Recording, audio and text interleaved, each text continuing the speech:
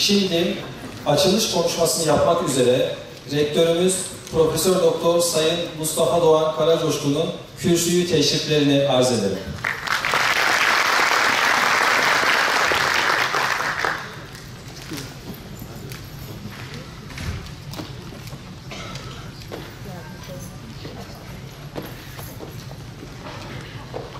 Çok kıymetli hocalar, çok kıymetli idari personelimiz, basınımızın güzide mensupları, nasıl ki toplumların çeşitli zaman dilimlerinde kutladıkları özel anlar, bayramlar varsa, bu tarz törenlerde akademi dünyasının bir nevi bayram törenleridir. Bunun için iki bayramı bir arada kutlamayı nasip eden Rabbime öncelikle hamd ediyorum.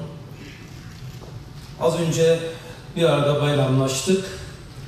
Geride bıraktığımız Ramazan bayramının ve kısa bir süre sonra idrak edeceğimiz Kurban Bayramı'nın üniversitemize, şehrimize, tüm insanlığa hayırlar ve güzellikler getirmesini diliyor. Bayramın hayatınızı her an bayram tadında güzellikler bırakarak sizlerle bir iz bırakması temennisini iletiyorum. Değerli hocalarım, bugün yaptığımız bu akademik cübbe giyme ve ödül törenimizin malumunuz ilkini geçen yıl gerçekleştirdik. Büyük çapta kapsamlı üniversitemizin ilk töreni geçen yıl bu salonda yine gerçekleşti. Bu ikinci törenimiz. Ve umut ediyoruz ki inşallah her yıl daha da artan sayıda bu törenlerimize devam edeceğiz. Hatta sadece birey bazında sayıların artmasından bahsetmiyorum. İnşallah daha iyi imkanlarda, daha iyi şartlarda bu törenlerimizi devam ettirmeyi umut ediyorum. Malumunuz kütüphane ve kongre merkezimiz bitme aşamasına gelmiştir. Orada daha büyük bir salonda, daha iyi imkanlarda inşallah bu törenlerimizi devam ettireceğiz. Hocalarımızın güzel anlarını, kutlu anlarını, yani insan hayatındaki önemli anlardan birisidir tabii ki akademik yükselmeler. Evlilik gibi kutladığımız anlardan çocuğun olması gibi. Bu da aynı şekilde işte bir akademik yükselme kolay elde edilmiyor. Bunu ancak bu işin içerisinde olan ve emek veren insanlar bilirler. Biz bunun farkındayız. Bunun için herkesi bu anlamda bugün tek tek cübbe giydireceğimiz arkadaşlarımı tebrik ediyorum peşin olarak. Burada kendilerine cübbe giydirmek bizim için de büyük bir mutluluk olacak. Ama bu yıl bir şey daha ilave ettik buna. Biz artık büyüyen, kurumsallaşan, gelişen bir üniversiteyiz. Kurumumuzda çeşitli nedenlerle bizim kendilerini taltif edebileceğimiz, kendilerine teşekkür edebileceğimiz hocalarımız var. Devlete 25 yıl özelde hizmet etmiş, acaba hocamız var mıdır, ne kadardır bir bakalım dediğimizde çok büyük bir sayı çıktı ve bundan da ayrıca mutlu olduk. Pek çok arkadaşımız bugün bu vesileyle de kendilerine teşekkür edeceğiz. Hiç şüphesiz ki bu 25 yılın hepsi üniversitemizde geçmemiş olsa da üniversitemizde devam eden bir devlet hizmeti bence teşekküre değer. Devlete hizmet bugüne kadar iyi niyetle, hasbilikle, samimiyetle, ihanet olmaksızın, gönüllülükle sadece bir kısım imkanlardan yararlanmak için olmaz. İnsanların aynı zamanda mutlaka gönül katkıları olmuştur. Onun için onlara da bugün şükran plaketlerimizi, teşekkürlerimizi bir şekilde aktarmaya çalışacağız. Bunun dışında ben şunu da söyleyeyim. Gerçekten bizim buradaki en büyük avantajımız, malumunuz birçok birimlerle geldi ve görüştüler. 3 gündür üniversitemizde misafirlerimiz vardı. YÖKAK dediğimiz YÖK Kalite Kurulu'dan gelen değerlendirme kurulu ekibimiz vardı. Hem senatomuzda hem diğer birimlerdeki hocalarımız, hem öğrencilerimiz, hem bir kısım idari birimlerle görüşmeler yapmak suretiyle bir değerlendirme raporu hazırlıyorlar. Yani üniversitelerin hepsini gezerek bu yıl YÖK Kalite Kurulu böyle bir çalışma yapıyor. Bizim için faydalı bir şey. Yani eksiklerimizi görmek, iyi olan yanlarımızı görmek ve bu anlamda da kendimizi daha iyi götürebilmek için faydalı bir çalışma. Orada onların da ifade ettiği bir kanaati ifade ederek hasreten teşekkür etmek istiyorum. Üniversitede çok iyi bir dinamizm, genç bir kadro, çalışkan bir kadro ve bu kadronun özellikle pek çok kademelerinde, yönetim kademelerinde yer alan çalışkan, gönüllü pek çok arkadaşın olduğunu görmek bizim ifade etmemiz gereken bir şeydir. Bundan dolayı çok mutlu olduk. Gerçekten üniversitede böyle bir dinamizm var. Biz pek çok yeri geziyoruz diyerek bize teşekkür ettiler. Biz de arkadaşlarımıza teşekkür ediyoruz. Evet, biz bu orkestranın belki şefliğini yapmak nasip olduğu için orkestra şefliği yapıyoruz ama hangi enstrümandan iyi bir ses gelmese o hemen kulaklarımızı tırmalar ve hissedilir. Enstrümanlar iyi icra edildiği için ahenk içerisinde üniversitemizde güzel işler gerçekleşiyor. Tabii ki yer yer maalesef her yerde olduğu gibi, insanın olduğu yerde olduğu gibi problemler oluyor. Bunu genele teslim etmiyoruz, etmeyeceğiz. Olur yani bu kadar kalabalığın içerisinde zamanını dedikoduyla, belki fitne fesatla geçirmek isteyen 3 kişi çıkar ama 800 kişiler, 3 kişi, 5 kişi, 800 kişinin ne huzurunu bozabilir, ne buradaki dinamizmi etkileyebilir. Onun için biz bunları değil, iyi olan şeyleri ve işini iyi yapan insanları öne çıkararak genelimizi dikkate alarak teşekkürlerimizi burada ifade ediyoruz yönetim olarak. Sağ olun, var olun. Gerek hoca olarak, gerek yönetici olarak, gerek verdiğimiz komisyonlarda ve diğer işlerdeki yaptığınız her şey birbirini tamamladığı için iyi şeyler ortaya çıkıyor. Ve eksiklerimiz olabilir ama mesele iyi niyetli olmak. Mesele hakikaten işimizi iyi yapmak, dürüst olmak, helal ettirme peşinde olmak. Bunu yaparken bazen yani aklınıza helal edin, benim bazen kızdığım oluyor. Ama öyle enteresan ki iş yapana kızıyoruz. Niye? Çünkü iş yaptığı için yanlış da yapıyor. Maalesef böyle bir sistem var. Yani biz de bunun kurbanı oluyoruz bazen. Ama iş yapan insan aynı zamanda meyveli ağaç olduğu için malumunuz meyveli ağaç taşlar. Biz de arada taşlıyoruz. Bu arkadaşlarımıza aslında genel anlamda şükran borcumuzu ötelememizi gerektirmez. Teşekkür ediyoruz hatalarla birlikte, eksiklerle birlikte. El birliğiyle bu hataları düzelteceğiz. El birliğiyle daha iyiye ve daha güzele yöneleceğiz. Biz dedik ki önce insan felsefesiyle hareket edeceğiz. Ayrımsız, ötekileştirmeden herhangi bir şekilde onun çeşitli kimlik tanımları üzerinden değil ama onun dürüst, samimi, içten, gayretli, çalışkan yaptığı işlerle onları değerlendireceğiz. Ve böyle yapmaya çalışıyoruz. Böyle yaptığımız için de işlerimizde elimizden geldiği kadarına dikkat ediyoruz. Olumlu sonuçlar alıyoruz. Bunun için her birinize ayrıca teşekkür ediyorum. Sevgili arkadaşlar, özellikle kıymetli hocalarım, kontenjanlar belirlendi. Dün itibariyle öğrenci işleri daire başkanlığımız bize de ilettiler sağ olsunlar. Şimdi biz bu yıl şöyle bekliyorduk. Mehmet Ali Bey yanlışım olursa düzeltin. Ben sizden gelen bilgi üzerinden konuşuyorum. Kaynak sizsiniz yani burada. Biz öğrencilerimizin bazı bölümlere verilmeyeceğini düşünüyorduk. YÖK'teki görüşmelerimizde ısrarla taleplerimize karşın belli kontenjan geçen yıl olmadığı için belli yüzdelik dilimin altındaki bölümlere öğrenci konusunda ısrar etmeyin diyorlardı. Ama biz ısrar ettik. Talep ettik.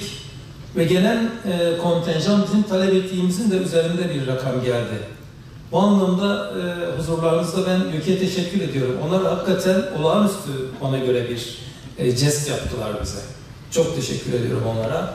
Yani bütün bir görüşmelerimizin bize olumlu dönüşü bu şekilde oldu. Ama bize de bir ağır sorumluluk yüklediler. O da şu, örneğin biz Ziraat Fakültesine öğrenci verdik dediler. Malumunuz 20 öğrenci bu yıl ilk olarak aldık.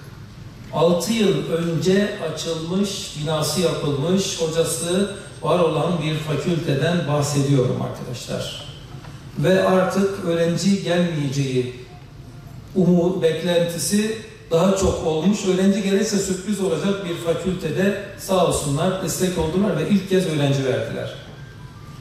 Ve bunun dışında öğrenci verilen bölümlerimiz var. Verilmeyen birkaç bölümümüz de var tabii. Burada bize bir görev, bir sorumluluk yüklendi. O da şu. Eğer geçen yıl öğrenci kontenjanlarının düşük olduğunu dikkate alırsak, örneğin iktisat bölümü, örneğin işletme bölümü, çok az olmakla birlikte siyaset bilimi bölümü, yani kontenjanın birazcık altında 3 kişi, 5 kişi gibi bölümleri, yine felsefe, mesela Edebiyat Fakültesinden bölümü, geçen sene öğrenci kaydımız düşüktü, kontenjanın altındaydı. Örnek olarak bölüm, fen bilgisi öğretmenliği bölümü Eğitim Fakültesinden. Şimdi örnekleri çoğaltabiliriz. Daha uç bir örnek vereyim, makine mühendisliği bölümü. Yani kontenjan neredeyse değil mi, öğrenci hiç gelmedi.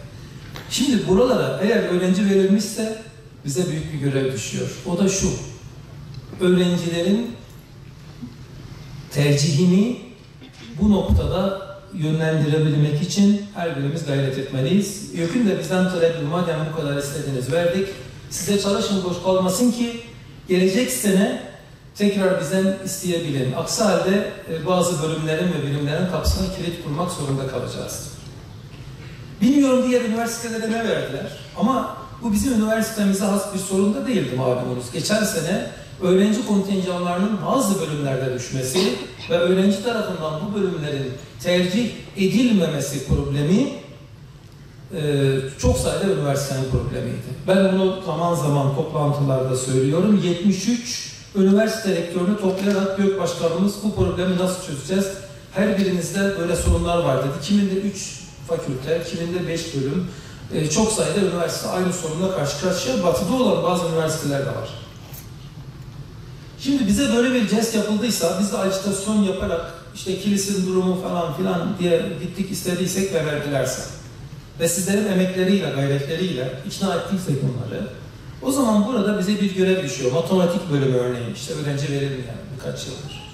Öğrenci verildiyse, öğrencilerin buraları tercih etmeleri için gayret etmemiz lazım. Ben Milli Eğitim Müdürümüzle de görüştüm. Orada da bize destek verecekler. Onların rehberlik araştırma merkezi, okullardaki rehber öğretmenler, öğrenci tercihleri noktasında. Ben şunu diyorum, hiç olmazsa tercihlerinin bir yerine yazsın yani. Tamam, önce Sağlık Bilimleri Fakültesini yazsın da bir altına da yani Ziraat Fakültesini, bir altına tercih edilmeyen bölüm felsefe ise onu yazsın. Ya burada öyle bir lisans okuma imkanı var, hocalarımız var, kadromuz var, imkanımız var. Bunu ilettik, sağ olsunlar, onlar yardımcı olacak. Hatta rehberlik hocaları toplayıp Milli Eğitim Müdürümüz bunun için özel bir toplantı yapacak.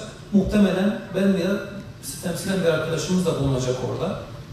Dolayısıyla bu konuda Kilis diye üzerinde konuşuyoruz ama ulaşabildiğimiz için başka yerlerde de ulaşabildiğimiz yerlerle paylaşırsak arkadaşlar memnun olurum. Çünkü arkadaşımız doçent oluyor bölümünde, kadro vermemiz gerekiyor. Fakat öğrenci olmadığı zaman kadro veremiyoruz.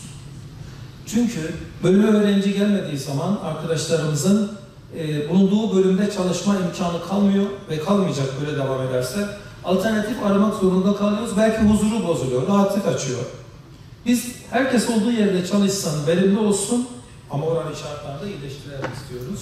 Bunun için bütün arkadaşlarımızdan bu konularda destek istiyoruz. Yani öyle bir şey ki adam tercihine yazsa, son sırada da yazsa gelip burada okuyabilecek. Ve Ziraat Fakültesi için özel bir şey yaptık. Ziraat bizim için biraz daha şey oldu artık. Ona ısrar ettik, yoğunlaştık, o olmuyor diye işte 6 yıldır. Ne olursa olsun bu yıl öğrenci alınsın dedik. 20 öğrenciyi şartlı olarak aldık. Bu öğrencilere aylık bursa vereceğiz. Bunu da iletebilirsiniz. Yani iletin, iyi öğrenciler gelsin.